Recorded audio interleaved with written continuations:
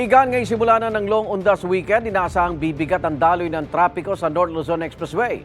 Ang ilang papuntang norte, madaling araw pa lang bumiyahe na para iwas traffic. Live mula sa NLEX Balintawak. May unang balita si James Agustin. James? Igang, good morning. Tuloy-tuloy yung dating ng mga motorista na babiyahe sa kanilang mga probinsya sa norte dito po sa Balintawak Toll Plaza ng North Luzon Expressway. Bahagyan nagkakaroon lamang ng pila sa mga lane ng mga motorista na walang RFID sticker at kinakailangan magbayad ng cash. Sa RFID lanes ay mabilis naman ang daloy ng mga sasakyan.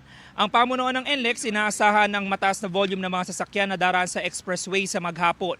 Nasa 450,000 ang daily average ng mga sasakyan na dumaraan sa NLEX, NLEX Connector at ECTEX kada araw. Ngayong undas inaasahan na tataas ito ng 25,000.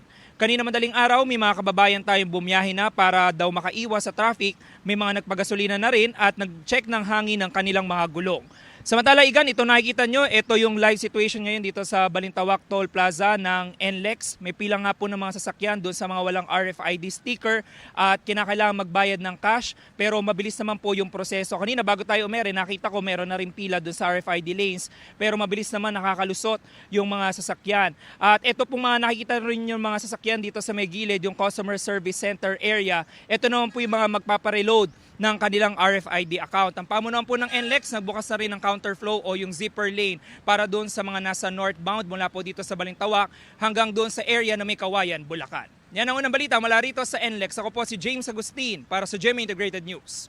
Igan, mauna ka sa mga balita, mag-subscribe na sa GMA Integrated News sa YouTube para sa iba't ibang ulat sa ating bansa.